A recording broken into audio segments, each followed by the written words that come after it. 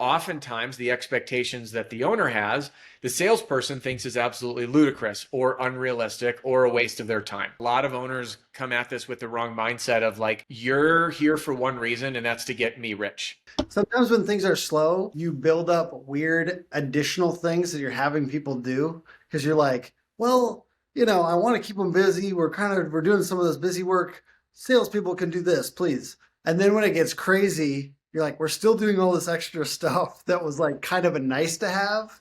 Hey, how's it going? It's Tim Brown, and this is the Hook Better Leads podcast. And we're talking about salespeople versus owners, the gripes that they have back and forth with each other. Because I thought, I've got Adam Bensman on, the roof strategist. How you doing, sir? Doing well, man. It's been a while. Last time we sat down was at Roofing Process Conference, hanging out is at an impromptu interview outside the conference hall. Absolutely. And Good to be Adam, back. Adam has a lot of conversations with a lot of different people around the country. Um, you have a new organization, it looks like. Yes, March 1st, we launched the Roofing and Solar Reform Alliance. And anyway, we can talk more about that later. But I completely Absolutely. reinvented how I do business, and it's been incredibly rewarding, and I'm loving it. Awesome. And I think what I'm trying to do here is bring more positivity and unity. I think I'm going to try to communicate the owner's voice a little bit Sure.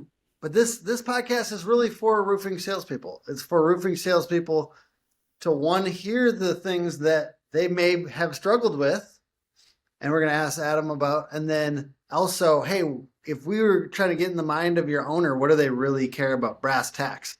Yeah. So Adam, what's one problem that that salespeople often have with owners? I'm going to share that in a second. I'm going to do like our presidential candidates did in the interview, where I'm going to use this time to answer a question you didn't ask before answering the question. If you watch Perfect. the interview, and I hope that's okay. But That's just to set the stage, like one thing that the reason that we're getting into this topic is to help bridge the gap of understanding, because there's three sides to every story, right? And I think, Tim, your and my intention behind this is to help everybody see the other side of the perspective. Like, this person's got a bright gripe, which is often the same as this gripe. So anyway, is it okay that I preface that? Now I'll answer no, your that's question. great. See, that's what they do. Say, I mean, hey, Yeah. we've got So we've got the best and brightest as our presidential candidates. yeah. By the way, I'll be running for president. No, I would never.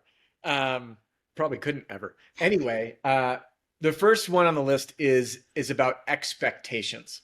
And what I very frequently see is this disconnect between what a salesperson either believes or is told, this is what I expect of you, whether that's a sales quota, number of doors hit per day, per week, per month, and or expectations in terms of attendance, let's say for sales meetings, engagement in company events, activities, or updates in CRM administratively.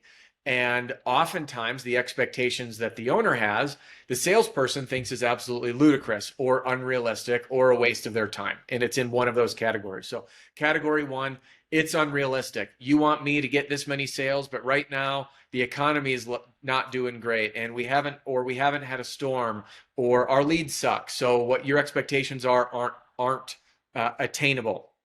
Meanwhile, beneath that, they'll say things like, what you're expecting of me is a waste of my time. I don't want to be coming in to sit here at these meetings and do X, Y, and Z with the company. Or on the administrative level, this is, again, a total burden. I can't be keeping X, Y, and Z up to date in my CRM. The only way I make money is to sell, and you're asking me to divert all my time to go do stuff that doesn't make me money but makes you money. And those are the main discrepancies. And from looking at like putting the helping to bridge that gap, the owner, and not all owners are sound owners. I just need to get that out of the way. Like, there are a lot of really crappy business owners out there, sadly. And a lot of owners come at this with the wrong mindset of like, you're here for one reason, and that's to get me rich. That's it. Like, I want a new boat, I want a plane, I want a new house. So you can help me do that.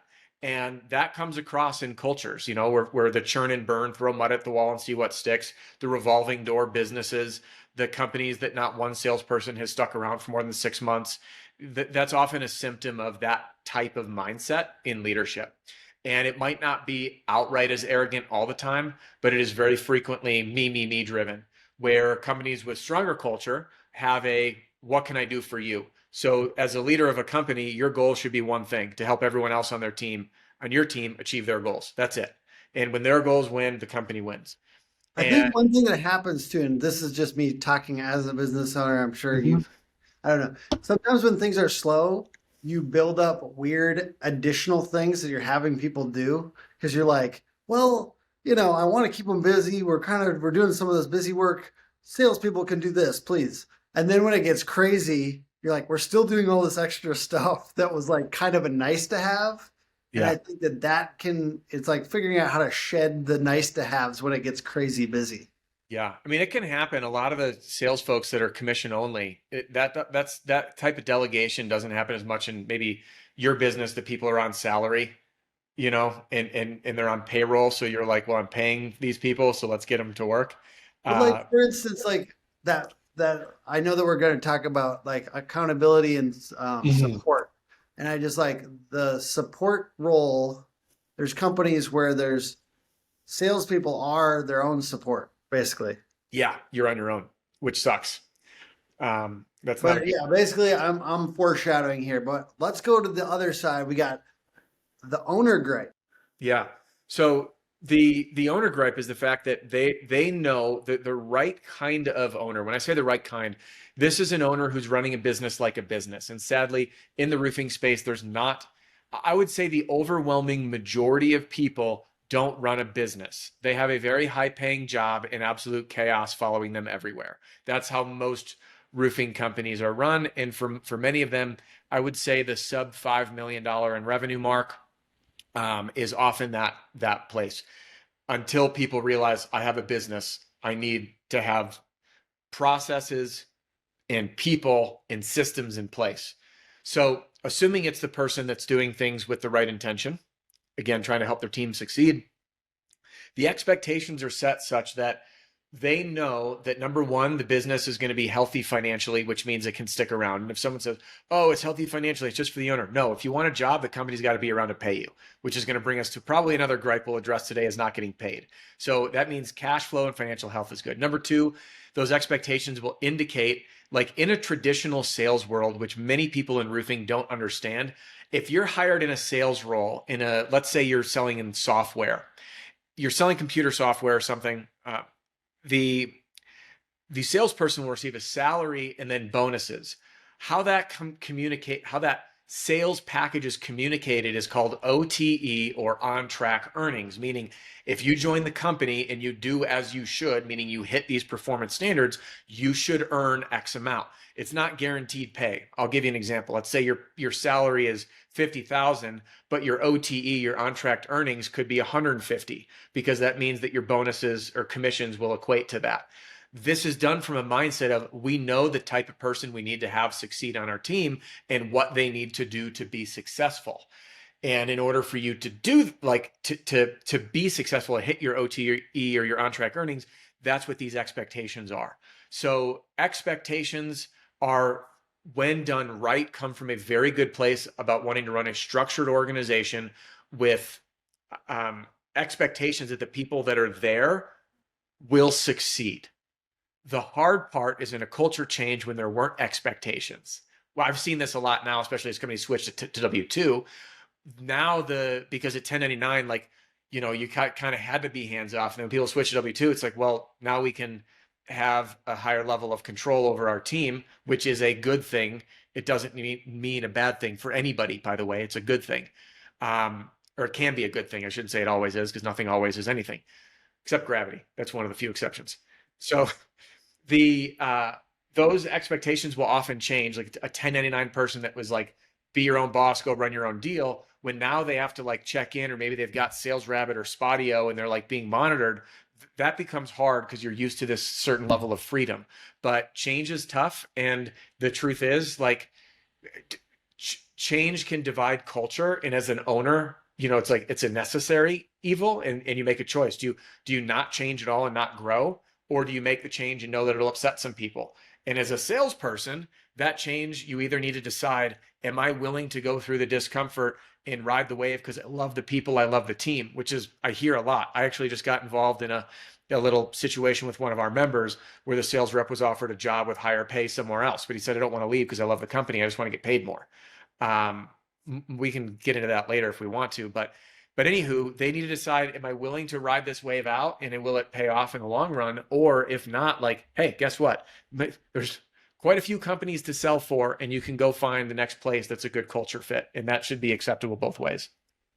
Well, we're talking about this owner mindset, just so maybe salespeople can get a peek in. I think this is a common psychological thing with owners.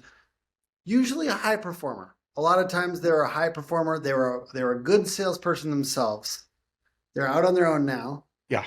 and they have weirdly high expectations because at the last place that they were a salesperson, they were doing so much, and that's partly why they went out on their own sometimes. Mhm. So it's frankly, it is a little bit of an embarrassment of riches sometimes with very high performing owners that actually have, I don't know if to say unrealistic expectations, but they're definitely a high performer of high performers a lot of times as an individual contributor. It doesn't mean that they're a great leader. Yeah. It just means that they were good at that job of selling already. And so sometimes when they're on their own, they're like, why can't you just figure this out? And it's been a while since they learned, so they don't have the beginner's mindset. Yeah. Sometimes they've gone down this track of I'm the only guy who can do it. And so that's an earlier company problem that Yeah. I've seen a lot in roofing though. And I would Oh, say yeah.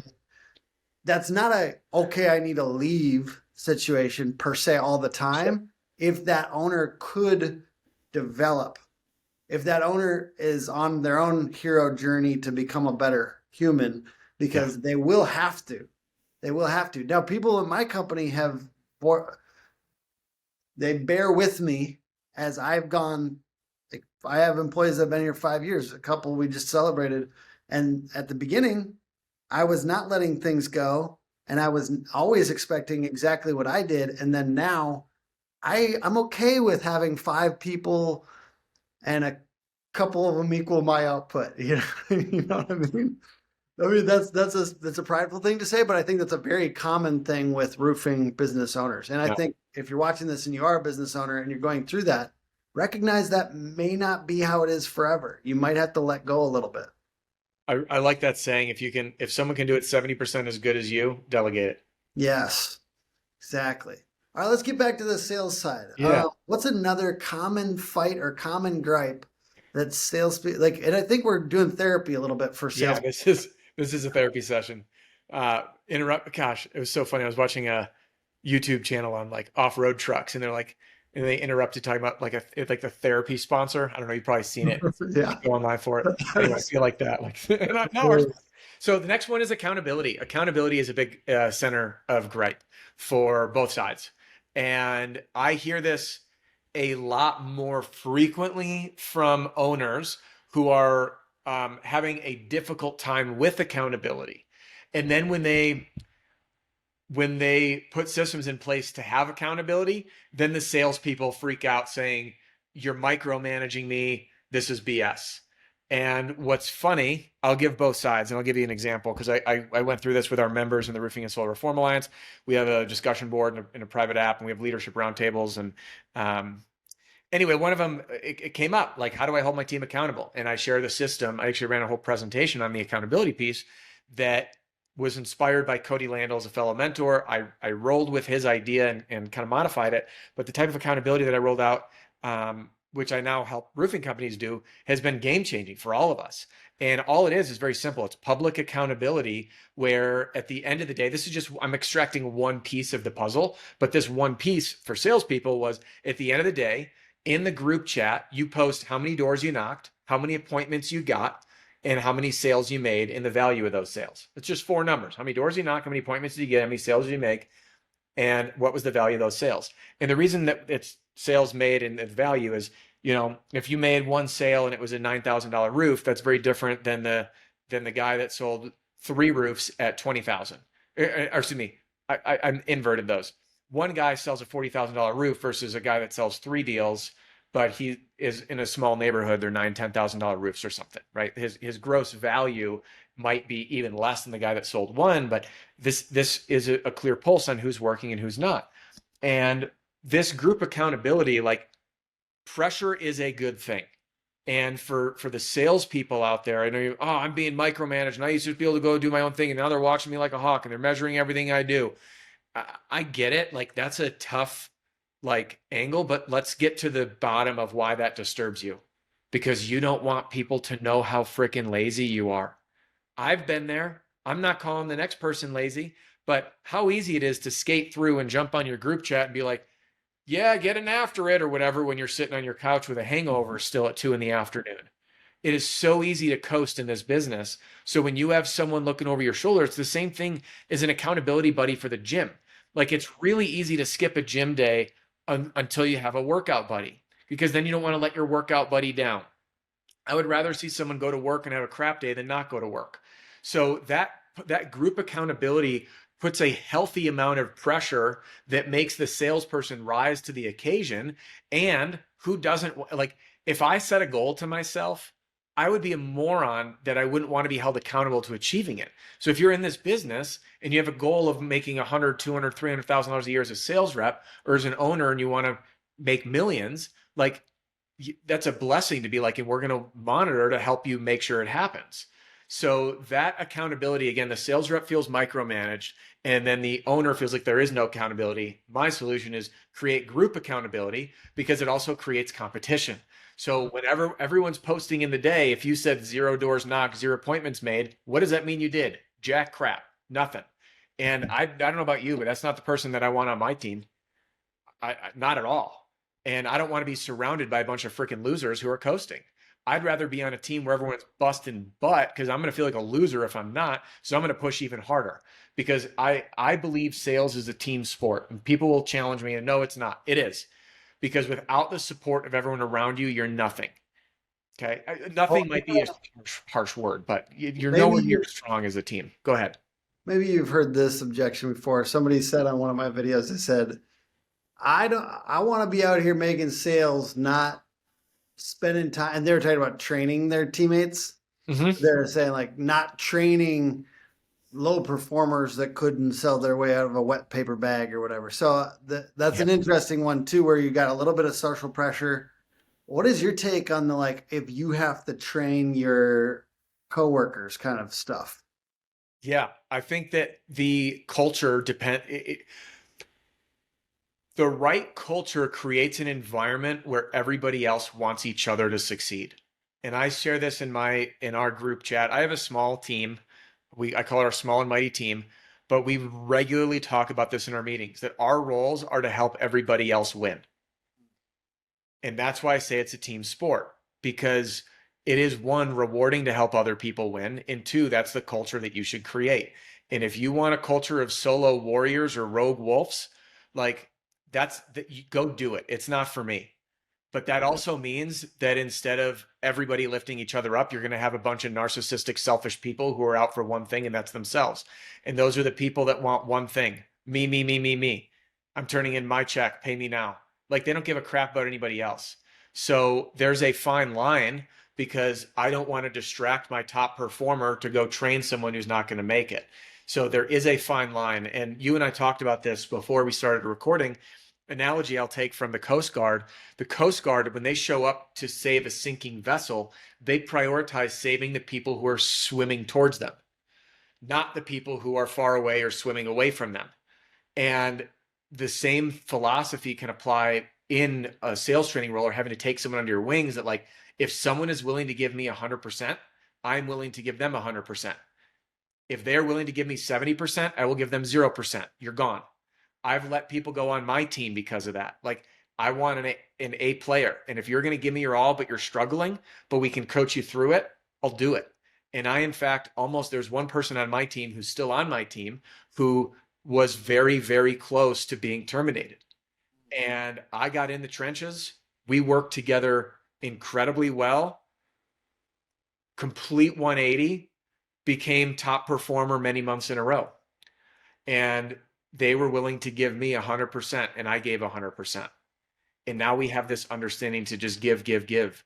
And as long as there's that match, then yeah, you should support each other, support other people. And the companies that I've found that have the strongest culture, like true brotherhood, you know, that are there for when times go tough in the personal world, those are the people that take each other under their wing and mentor each other to grow. But should it be the responsibility of the owner to throw the rookie with the top guy and expect him to be their training person? That is a different story. And the answer to that is no. That, I think, is where a lot of the frustration lies. And I want to call out owners and sales reps, just be like, yeah, you shouldn't be, just because you're top dog doesn't mean that you should be thrown into, oh, go watch Tommy sell because he's killing it. Now Tommy's distracted. So the training should be provided from the company. There should be role play in place before they're out hitting the streets so they get comfortable and work out the kinks. And yes, they should shadow strong people. And yes, the team should support each other, but it should not be the weight of a single person on the sales team who's responsible for training the new hire because the owner's too busy and doesn't have an actual business structure. And his idea of training is saying, I did this, so can you. Go figure it out. Watch Tommy do it. Once you get to know us, there's no reason to buy from anybody else. What we do differently is we do stake in the factory. You're truly buying direct. We don't sell to distribution. We sell to roofers, the people that have been getting hurt for years. You keep getting price increases from suppliers. We do price decreases. We've had about 4 price decreases this year. VanBoxwellBuilding.com. We have a new website, the Amazon type platform. You go right on there, click it, put it in your cart. We can send it to you, or feel free to give us a call. We'll answer any questions for you. Not uncommon in this industry. And yeah, very common. But we both love roofing sales, right, Adam? You're a big advocate for roofing sales, and you believe it's one of the best careers available. Absolutely. Yeah. I think this industry is corrupted by greed, and I'm working to stomp the scum out. That's my deal. I think, sadly, even though I think it's an amazing career path, my very first interview, the guy that interviewed me I share this in my book. He spent 20 minutes teaching me in intricate detail how to conduct insurance fraud. In the interview, I was like, dude, if I was recording this, you'd be in prison. Why haven't you made that video yet? I will. I share this story in my book. No. I'm saying sorry, I was joking. Oh. I'm saying on how to do insurance fraud. On how to do insurance fraud. Yeah. No, thank you. No, thank you at all. But I knew I didn't work for them, obviously, but I knew at that moment, like, this industry is corrupted by greed. And when people used to ask me, what do you do for a living? I was ashamed to tell people I was in roofing sales because I knew that they categorized me into this realm of the stereotype that is why 80% of homeowners don't trust roofers when we show up, because there's inherent distrust thanks to the media, thanks to a few greedy people. But anyway, yes, I think it's do a little therapy for a second if we can. I saw when you post about door to door and a video goes off, it goes crazy, so that it gets out into like the just normie world. Yeah, the normies, they hate me. Handle the idea of door knocking, like, oh yeah. And so people not in roofing, not in door to door, anything like that, are seeing it, and they get mean as hell in the comments. Oh yeah. I'm curious about, actually, it's therapy for me. How do you deal with that amount of, because the last 6 months, I've had a few more opportunities to get a lot of views, and partly because people are haters or whatever you want to say. How do you deal with all that? Because I don't want to look at my phone in the morning because it throws me off if there's a bunch of weird stuff. Yeah, no, it's a good question. I'll be honest with you. The stuff that used to get me the most, it was the hardest part of this whole thing, was actually haters from the people I was trying to help. That those negative comments, those like, they landed, man. Like, I had days where I was like, I felt like shit, and I'd like shut down for a little bit, go off in the woods. And then I started to get thicker and thicker skin. And I realized that the only time that an insult hurts is if there's an element of truth behind it. That's it. So I am I have a higher level of awareness for the videos I produce now on everything that I say, that if I put it out there, it was my best fucking work. Oops, I said it. Can I say that here? I don't know. Yeah, you can say don't curse on my YouTube channel, because then I can't. Yeah. I'm thinking about trying to do it less because I have a daughter, so I'm thinking about it. Yeah. I'm mostly just thinking about it so far. So that's good. We'll work I, on it this next few years. I, Until once she starts to say it back to me, then I'll know I didn't work on it enough. and I try every now it slips. So I apologize if I offended some folks. My point is, when I do my freaking best, like, and I know in my heart of hearts, I am doing the best work I can to support the people that I was put on this earth to support. Then if you don't agree with it, like, sorry, what are you going to do? You know? But the homeowner comments, those I just find entertaining. And Yeah. I got this woman, actually, I don't know if it was a woman. I've had a few people like use death threat type things, not necessarily directed at me, but like if you show up on my doorstep, I'll have a gun pointed at your face. Oh yeah, I So saw some of those. you did see some of those? Yeah, I looked through your comments Yeah. because you're doing So a very good job at getting views, but whenever you get views, you get all this weird stuff. all that stuff. So Like everyone does. So it's like it always the happens. nature of the beast. Little So spicy. I end up, so I was a concealed carry instructor and combat pistol instructor, and I responded. I said, I did this to a few of them, and I haven't had a chance to keep up. But I said, hey, as a concealed carry instructor and concealed carry person myself, as in like, tread lightly. Yeah. I said, you are only allowed to use a threat of death or great bodily harm if you are in imminent threat of death or great bodily harm. Yeah. So if a completely unarmed stranger knocks on your door and you put a gun in their face, that is felony menacing with a firearm. And if you were to discharge your weapon and hurt them, and they do an investigation, they'll find comments just like this to show premeditation, which means you will lose your firearms for life and likely go to jail. I wish you the best. And then those comments would all get deleted because I did have a weapon pulled on me, and I did press charges on that individual, and they did have felony offense of felony menacing with a firearm, which is why I got my concealed carry permit in the first place. Law enforcement officer says, this guy's crazy. He might come do something stupid. You should get a gun. So then I started carrying one. But anyway, it was Let's relate back to sales, like totally. especially door to door, because of you have to have thick skin. you No got to matter know what kind of sales you're doing, you have to have thick skin, and particularly door to door sales. And we've talked about that before on the show. If you haven't watched those, go watch them. I want to give this opportunity to ask people to comment below. Comment below if you have a gripe with owners that you haven't that we haven't talked about yet, or if you're an owner, if you have a gripe with salespeople that you haven't talked about, and give them a little grace. We don't want it to be a cesspool down there. We're just trying to get these things out. We can resolve them. I know we have a few more here. Let's talk about what do you do when the owner isn't paying you on time? If you're not getting paid, go find a new company to work for. Period. I mean, that is the fundamental rule of business is to do what you say you're going to do. Period. If you are a company and you say you sell for me, you get paid X dollar amounts, we pay on X date, for us, if you turned in a job by Tuesday night, you got paid that Friday, every single week. Job had to be turned in by Tuesday, end of day. So we had time to process payroll and do all that. By the way, it used to be Thursday, and then we just got larger and busier, and you couldn't turn them that quick. So it was Tuesday. And Tuesday, paid Friday. Very simple rule. Everybody plays by it. You get paid on time. If you are not getting paid, that means you are being stolen from.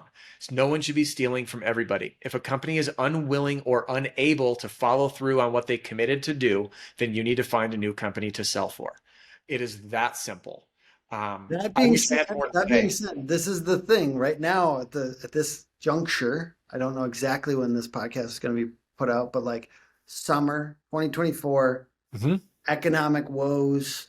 We've got cash flow problems for roofing companies at this point in the game. And ask me how I know, but there's a little bit of God, is it the first time? Is it the first time that this doesn't happen? Or are you saying consistently? I guess I'm just trying to is there any grace there? Does your company want to build your brand and get more jobs in the neighborhoods you're currently working in? The Brick by Brick playbook allows you to establish your brand, your reputation, and gain trust in any neighborhood in your service area with a series of 4 postcards sent once a week to the neighbors of your current jobs. If you want to get more work in the neighborhoods you're currently working in, get with the team at Dope Marketing and get your Brick by Brick playbook set up today.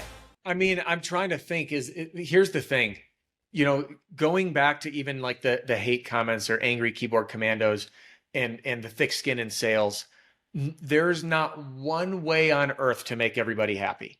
Yeah. There's no one on earth agrees about anything. Not everybody even likes to drink water, which is a necessity for life. I mean, you've met those people. Ew, water. I don't drink water. So there are people that don't like water. Okay. A necessity for life. So how in the world do you think that we're going to appease everybody? Now, anyway, similar tangent. There's an exception to a rule. Let's say you're with a growing company. You're one of 3 salespeople. You know the owner. He's your best buddy. And he comes to you and says, man, we're having cash flow problems. Can you wait 7 days? And there's a discussion about it. And you feel that it was handled appropriately and they hit it head on and you're confident that it's going to be made right. That's up to you.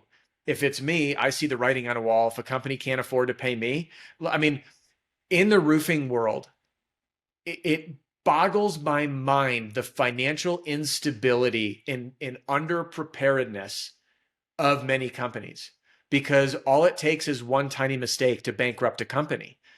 I had a $75,000 loss on a project, residential project, long story, middle of the redeck, it's tarped, freak storm, tarp blows off, pours rain in the house for 45 minutes. Crew tried to hold tarp over, lightning striking. They didn't want to die. Don't blame them. Mistakes happen. We had another one where we ordered also around $70,000 worth of windows for a commercial property, large loss property. And we ordered them, what was it, in the fall? And then we were going to do the install in the spring. Well, the guy that we ordered the windows from, he got his assets seized by the IRS because he owed back taxes. Well, our $70,000 was in there that got seized. But the IRS doesn't say, oh, we're so sorry about stealing your money. We know you didn't get your windows. Like, that doesn't happen. You just have no money because the IRS owns it now. So these things, like, it's not if, it's when. We got sued and owed. It was one time we lost a lawsuit, another long story. Crazy customer. We forgot to do a change order. He was a drunk, didn't remember the color change, yada, yada. Sued us because he wanted something for nothing. He won for every right reason because it wasn't documented. We did his roof and we owed him double damages. So we wrote him a check for whatever it was, $40,000. So, this stuff, like, any company that's been in business for a few years knows it's not if, it's when. And I know I'm going on a tangent here, Tim, but the reason is for the salespeople who are tuning in to know, like, you may want to ride this out, but one, cash flow problems, by the time they show their face in people being able to pay their bills, the truth of the cash flow problem is about 10 times deeper than what's showing up on their credit card or in their bank account, because their ARs are deep. Their AP, accounts payable, to their distributors and to their crews, are way deep, and the owner's gonna figure out who they need to pay. Where does the damage come the least? Who can I screw that won't hurt me the most? That's the game. It's complete. Like, so my point is, and salespeople don't really have a great way to screw owners. No, and they shouldn't think that way, but no one should be thinking about how to screw other people. Yeah. It's just the nature like of the stack and the starve thing. You know what I mean? That happens. You've heard that term before. Oh, stack yeah. starve. Yeah. It's essentially, for those who haven't, it's they build out jobs and then they basically put shingles in front of the house or whatever. But they stack jobs and they don't complete them. So it's started but not completed. So then they don't have to pay out the second half or whatever to the. And they fire the salesperson. Yeah, they fire the salesperson and come up with a reason to have a fight with them or something. Yeah, it's terrible. So my point is, if you're not getting paid, there's a high likelihood that financial troubles are way worse than you thought. Do people unbury themselves? Yes, it does happen. Cash flow concerns, especially for a small company, if they have one big commercial project with huge accounts payable on those, and they got a huge AR as well, receivable waiting to come in, $500,000 check to finish out a project, like that could change the forecast of a company in a second.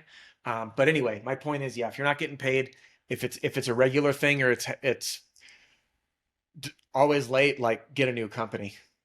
Period. Good point. Let's talk about one last little bit about the when to save and when to fire type topic for owners, or at least at least getting inside the owner's mindset for salespeople that might be interested in what their boss might be thinking. Yeah. So we talked about the Coast Guard thing. Talk to me about that broken puppy syndrome. Yeah. I don't know if maybe you've had this, Tim. I've had broken puppy syndrome before. Oh, and I've seen it too, by the way. So Yeah. I definitely, yeah. So for those who are unfamiliar with broken puppy syndrome, it goes like this.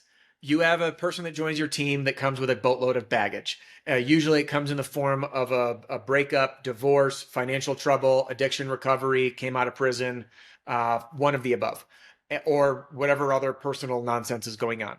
And this person joins your team and you're so excited because there's nothing more fulfilling in life than helping people go from here to wildly successful, making incredible money and becoming a new person that is unrecognizable from the person they were when they joined your company.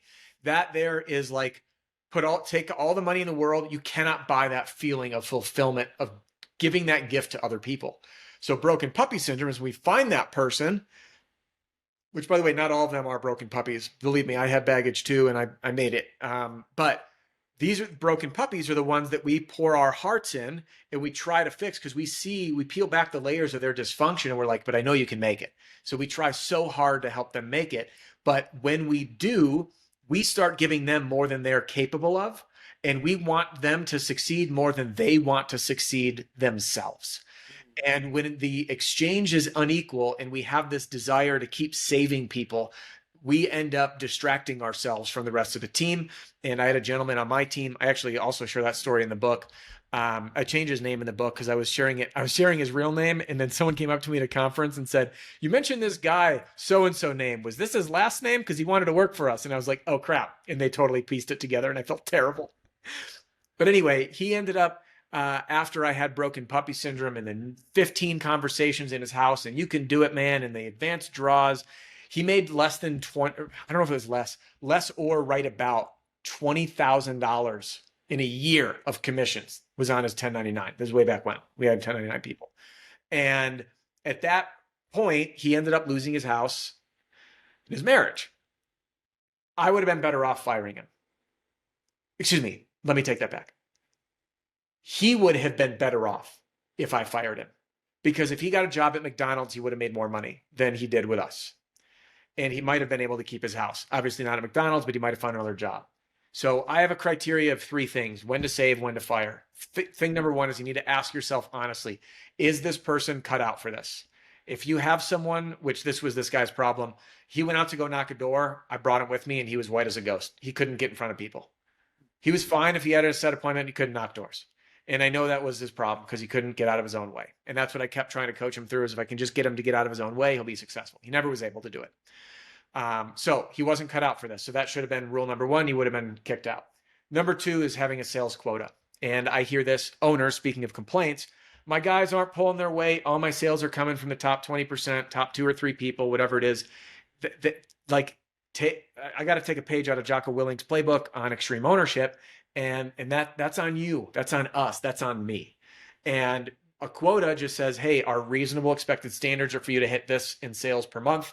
If you do, you'll be successful. So that minimum viable standard for someone to be on board so they can make a living, because it's not fair for us. And I hate when I see companies throw mud at the wall and see what sticks. They're gambling with people's freaking livelihood. It's not fair. It is our job to hire with discernment, to know who has a chance at succeeding based on their capabilities, and to put measurables in place. It's not to say that we determine who's successful and who's not, but we have as many checks and balances in place that when they go out on the streets and start making sales, whether they're provided leads or self-generated, that they are making enough sales to warrant both them making enough of an income to survive, and 2, that it's worth your time and energy as an employer. And if they're not hitting quota, probation the next month, again, jump in the trenches. If they're willing to give you 100, you give 100 back. If not, cut them loose. If they don't make quota, get rid of them. And that's number 2. Want to interject one thing real quick. It's if you think about the owner's mindset, on average, there's a lot of ways to make money. Mm-hmm. Okay. And imagine your business owner that you're working for has 5 ways to make money, and you're one of them. And I think that way too with marketing. Like there's 5 ways that they could market they could do a billboard, and they're probably going to make money anyway. Yeah. And they could have 5 different types of salespeople. So there's an opportunity cost to investing in you, you know, like, and there's a truck and there's a computer and there's iPad or whatever else. And it's not nothing. It's not nothing. I know you might think like, especially if you're not making a lot, you're like, well, it's not much to me. Well, they're investing in you. Mm-hmm. And it doesn't matter if you have $20,000 or $150,000. There's a baseline of what they have to invest in you. And so there's an opportunity cost if they're investing. And you have to look at it that way. Otherwise, you're going to be confused when they chop you if you're not putting out more than 70, 80. You're not making, they want you to make more money, okay? Yeah. They want you to make more money. Yeah, they do. Everybody does. Because at the end of the day, the only way, what's beautiful about the comp plans in the roofing space is everybody wins when everybody wins. Mm-hmm. At least that's how it ought to be. Exactly. You got any more on that when to save and when to fire? Yeah. Final one is just to reiterate the analogy of I call it the 100% rule. If they're giving me 100%, I'll give them 100%. So there's a time, like if people are struggling, and I've had this happen a few times, that lower performers, when invested in, become top performers. And so people are all different. I mean, dude, if you would have judged my ability to run a business based on my math grades in school, I would be a failure. Like I was in the same math class 4 years in a row, right? I still to this day, like my brain is not, it's like missing that part. I just don't do it. So some might say I'm challenged. Cool. I'm still running a business. I'm still helping a lot of people out. Things are well in the world. But my point is that for many of us, we struggle in certain respects. Maybe some people are just slower on the uptake to pick it up. Maybe some people were just missing the one thing because as a leader, you learned that you should have been training more on this because it's, again, I love the way you put it, Tim, the beginner's mind. I can tell you're into the meditation world. Yeah. You know, this is the language from that is having that beginner's mind. What was it like when I just got started? And we forget that. So my point is after they don't hit quota, or even if they are hitting quota and they need help, like, hey, listen, we got to turn the ship around and I'm going to give you everything that I have on one condition. You give it back. If you give me 100%, I'm going to give you 100%. If you're not, there's no sense in doing this because there's not one reason on earth that I should have someone on my team who's not willing to give 100% when I'm giving 100% because that's an unequal relationship. And at that point, if you know, like, again, the analogy of a Coast Guard, if they're swimming towards you, that's like you trying to save someone who's swimming away from the Coast Guard vessel. Hey, this is your absolute lifeline and you're going the wrong direction. So if they're swimming away and not doing the work, if they're not putting in the energy, if they're not committed and all bought in, if they're not saying, I'm going to make this work too, then it's okay to just let them go. And all of this should be handled up front in the interview, by the way, starting in the interview and in the onboarding, these expectations that we want to hire you to make sure you're a good fit. We're going to hire you to make sure that you can hit quota. And as long as you give me everything, I'm going to give you everything back. If these conditions aren't met, we're going to be parting ways. And that way it's not a surprise to anybody. Good stuff, Adam. What's a good call to action for you at the end of this thing? Yeah, at the end of this thing, if you find yourself to be a business owner who wants to stop going at it alone and join the collective mind of the most powerful network in the industry to get in the trenches, work with folks like me and John Cenac and Deshaun Bryant and Cody Lanels and Jim Aline and learn from hundreds of others that are incredibly intelligent who have tackled the same battles that you're probably facing right now because you want to stomp the scum out and really make a difference, then go to rsra.org/join. You can learn more about the Roofing and Solar Reform Alliance and apply to join. It is application only. We do vet people before the interview process, after they jump on board. And yes, we've kicked people out. We're committed to preserving our community so we can truly help you outsell, outgrow, and outcompete the rest so we can stomp the scum out. Thank you so much. And thank you everyone for watching the Hook Better Leads podcast. It's put on by hookagency.com. Hook Agency all over social media. Please like, comment, subscribe, review if you're on iTunes or something. And I appreciate y'all. Bye. Cool. Thanks, Tim. Yes, sir.